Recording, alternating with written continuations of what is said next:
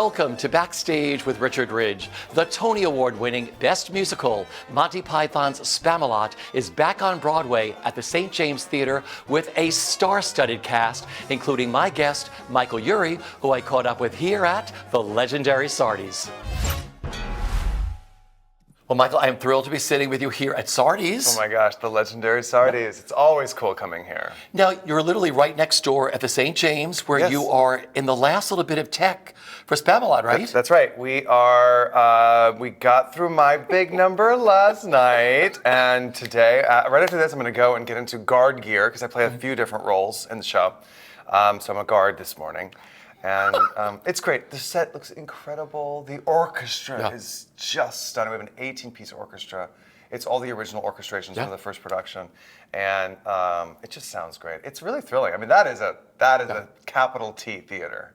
Okay, let's talk about, so the Zitz probe is what you do when you all sit there and the orchestra is there and you sort of sing through with your orchestra. Yes. What was that like for you? Oh, it was so great. So it's the first time that the cast and the orchestra come together.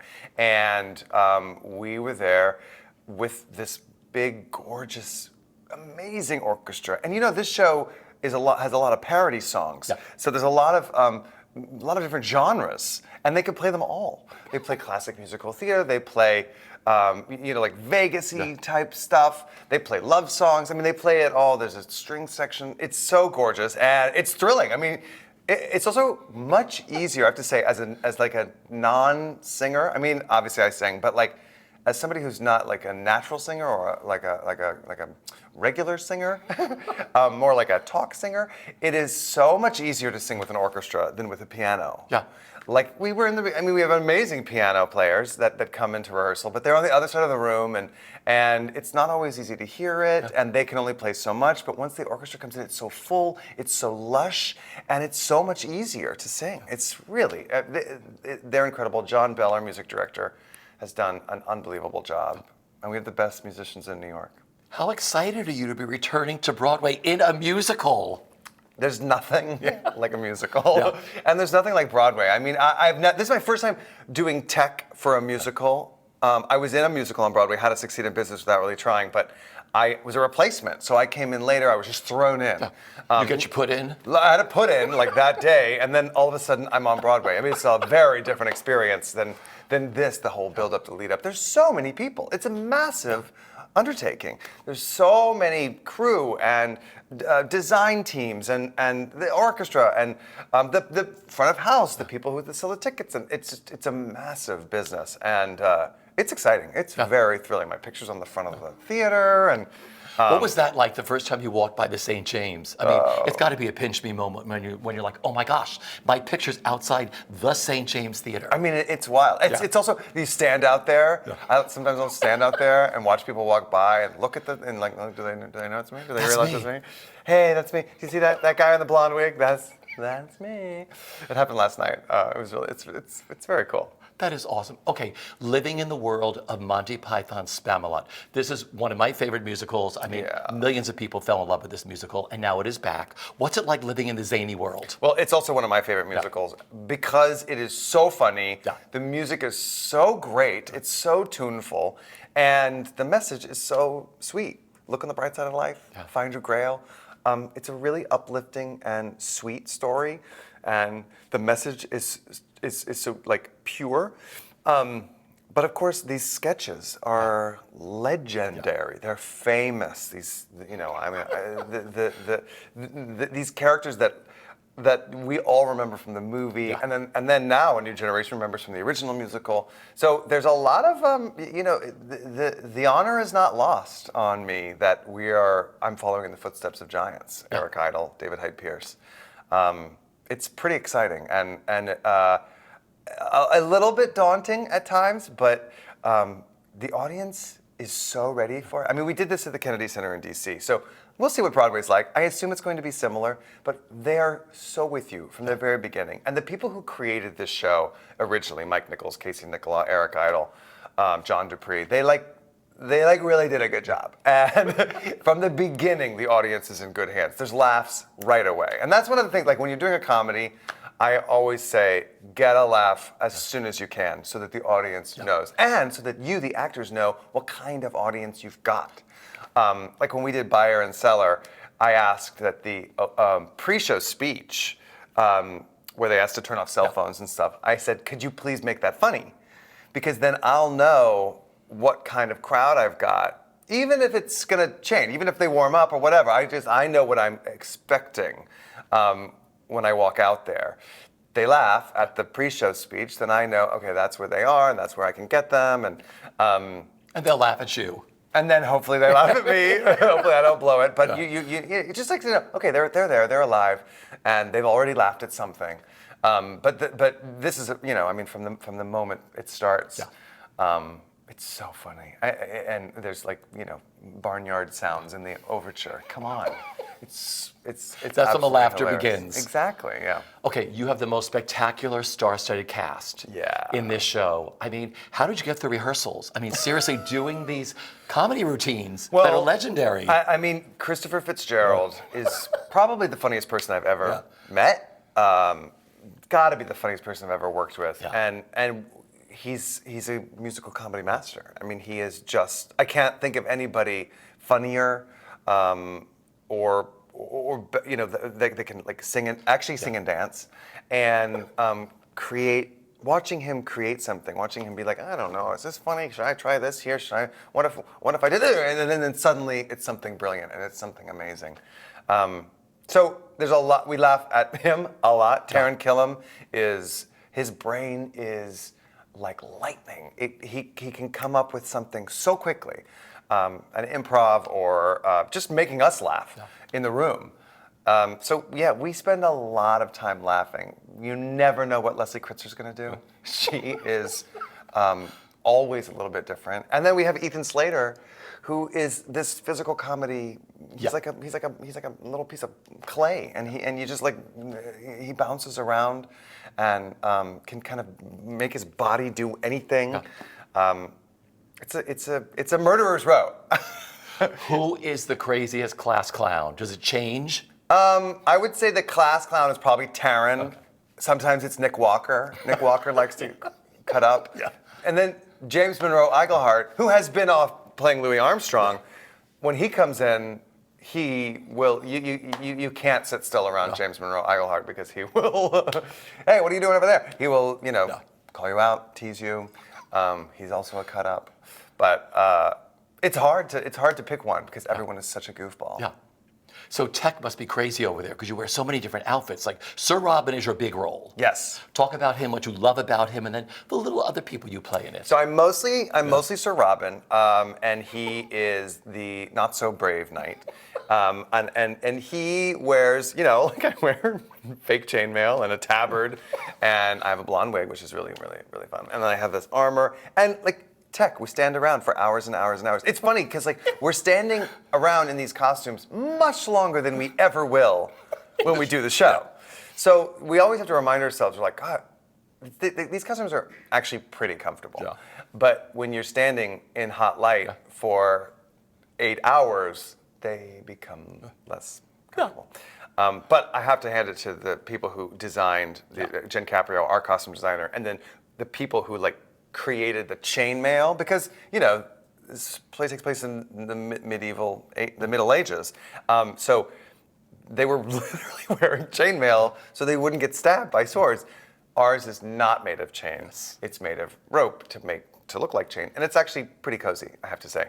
But after 8 hours, it gets hot. So you're all standing around the same stuff, just standing. Yes, we stand around in our chainmail, and there's a point when you're standing in light, and they're like, "Don't move, please don't move. We're focusing lights on you," and you feel the sweat drip down your back, and you're like, "Yeah, I've been standing. This is standing sweat." But it's never boring because there's always a clown. Oh yeah, around. totally. There's always a clown to clown around with. Yeah. Somebody making a joke, somebody being goofy. But I think Tech is so beautiful because then all the magic happens then. Yes. Right? And you all get to maybe step off stage for a second and look at something and be like, that's what it looks like. Absolutely. Last night I watched one of Leslie Kritzer's numbers, and I'd never seen it, and I was like, oh my God, that's incredible. Just stunning. And they're able to do, like I said, this show is a parody. Yeah. or has lots of parody in it. And so sometimes sometimes we're in a forest and it looks just like a forest. Sometimes we're in front of a castle and it looks just like a castle. And then sometimes they drop a red curtain and just do a song. And it's amazing the different things that the team can accomplish in this space. I mean, theater's amazing, right? Yep. Like you sit on one side of a room and on the other side of the room they create these magical things. And so that's always, I think, going to surprise me. I don't think I hope I never get jaded and sort of commonplace with that. But See, I don't think that's ever going to happen for you because I've known you for a long time, and you're the kind of person like, oh my God, I'm doing a musical now. I want to do musicals forever. I'm doing a comedy. That's true. I want to do a comedy forever. I'm doing a drama. I want to do dramas forever. You're right about that. So you just get caught up in what you're doing. I think so. And you love what you do. Yeah. Well, and I think doing theater, it's like you really do become the play. You sort of like that's your life. That's what you take home with you. So, sometimes if you're in a play that's not so fun. I was in a play once. I won't say what it's called, but I was in a play once. It was The Cherry Orchard. And in The Cherry Orchard, like nobody's really connecting. Yeah. And so like that's what the play's about. Check out. It's like these poor people can't connect. They would like to, but they are unable to. And they're all miserable. And they're all miserable. And that play was beautiful. It was a beautiful production, and it was really exciting to like put it up and do it. But then once we were doing it, it was kind of a drag because nobody really connects, and nobody has a happy ending. And there's no musical numbers. So, like I've also been in plays that were really sad or really hard, but people were trying. And that's easier. Like at least people are trying to connect. At least like we want to love each other. And Cherry Orchard, there's just like nobody's really connecting, and it's kind of a drag. That's a tough one. When you're doing something like Spamalot, you can't wait to get to the theater. Oh my gosh, can't wait.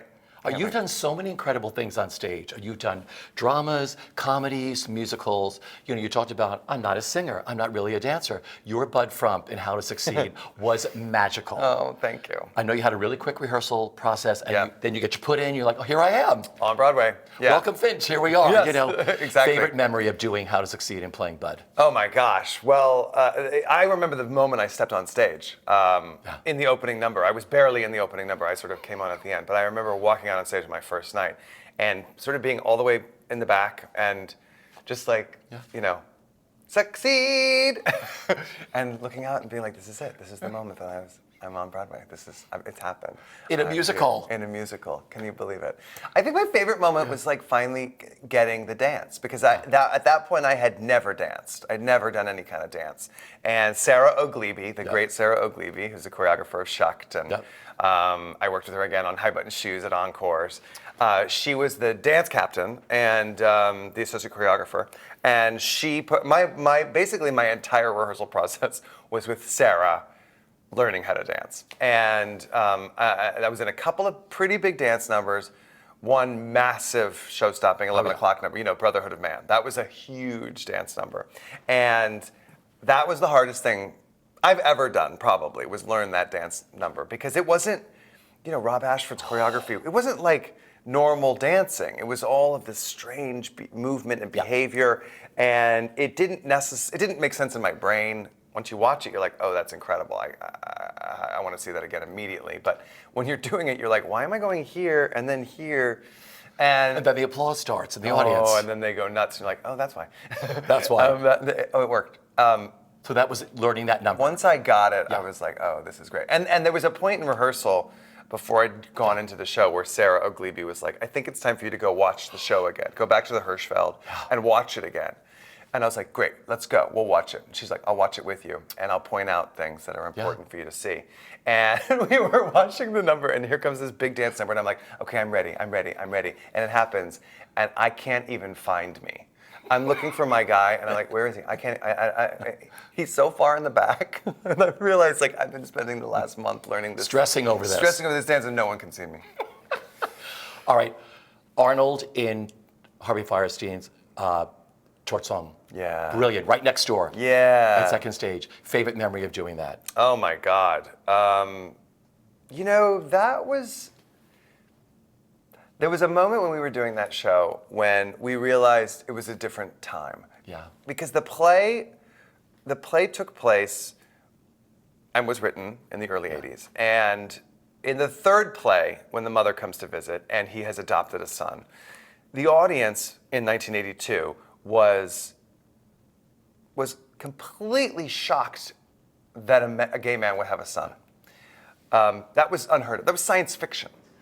And then the mother comes in and starts saying things to Arnold like, "You're unnatural. If I'd known you were going to be this way, I wouldn't have bothered. I can't believe you are who you are," about him being gay. Yeah. And the audience was like, yeah, that's normal. This is normal. I mean, even this is what like science says. And then when we did it in 2018, the idea that a gay man would have adopted a son was completely normal, beautiful even, accepted, commonplace. And then when Mercedes Ruehl as my mother came in and started saying those things, the audience would gasp and would be shocked. And Harvey talked to us about this, about like, this is flipped. It's totally flipped than it was. And in some ways, his torch song was a protest and ours was a victory lap. Same story, same problems. We played it the same, essentially. I mean, I think I'm sure we played it differently because the times had changed, but like the intentions were the same, the words were the same, but the audience reaction was flipped, like totally flipped. So that was really interesting. That was probably my favorite moment when I realized this is our own version of Torch Song. We are making, the first day of rehearsal, Harvey said, make something new. Yeah. And that was the moment where I realized, oh, this is something new. Not necessarily because we made a point of doing it differently, but because the world had changed for the better. Yeah. We almost have to wrap up, but buyer and seller. I remember watching you in this numerous times in this show. Favorite part of that, because just you up there, that's all it was. Oh my gosh. The best part about doing that show was that the audience was the other character, and every night it was a little bit different. And sometimes they were with me or ahead of me, and I could barely keep up with them. And then other times they had no idea what they were seeing. You know, that show was a big hit and ran for a long time. And when that happens, audiences come and they don't even realize what they've come to. They just come because someone told them to. Yeah. You know, because they heard it was good. And so some nights I would go out and it would be like, oh, they're ready for me. And I even had to calm them down. It was which is really amazing. And then other nights I was like, oh, they have no idea what they're here for. And I have to like really draw them in and bring them along. So I think the best part of that was I don't ever fear an audience now. In fact, they're the easiest part for me, is the audience. They're the only thing I can really trust anymore, actually. I can't trust myself. I would never just like say, oh, director's got it, other actors have got it. Never. I've always, but the audience, I know them. And that's because of buyer and seller, I think, because I did that for so long and because I had so many different kinds of audiences and it was just me and them. Yeah. I feel like because of that show, I have an intimate relationship with any audience. I say that, watch what's going to happen. Spamalot's going to open and they're all going to be like, wait. Not at all. Finally, we have to wrap up because we've got Tech next door at the St. James. But finally, because of your notoriety in other mediums, people may be coming to the theater for the very first time to witness live theater, which we all did. What that means to you, and just being back on Broadway, what it means to you. Oh, gosh. As we close out. I mean, the idea that someone could be seeing their first Broadway show and that it's Spamalot means a lot. And I felt this way every time I've been on Broadway. Yeah. Because I'll never forget my first time seeing a Broadway show, Ragtime, original cast, Brian Stokes Mitchell, Audrey McDonald. I'll never forget that. Yeah. And I know that that's true for everyone. Everyone remembers, what was your first Broadway show? Fiddler on the Roof at the Majestic. I remember everything. I remember the seat I sat in. I remember the smell of the theater. Oh. I took 5 playbills, which I still take to this day. And who was Tevye that night? Harry Goz. Oh, I remember everything about it, everything about that afternoon. Incredible. See, like we all do. It changed everything. It changed everything. Yeah. Even people who like never go back. They'll remember the one Broadway show they saw. My uncle, he only saw one Broadway show. It was Hair, and I knew that. Yeah. And so I know that, and that's the thing. If there's ever a moment where I'm like, oh, I don't feel it, I don't want to go out there, which doesn't happen because I love it, but if it were to happen, then I would remind myself, oh, someone's out there doing this for the first time. This is their first time doing a Broadway show, seeing a Broadway show, and it might just change their lives the way it did mine. It's going to do that. I know you have to finish tech because you start previews. By the time this runs, you'll already be in previews. Yes. And we will be there on opening night to see you, my friend, Oh, I as can't always. wait. Thank you, Richie. Always. I adore you, my friend. What a pleasure.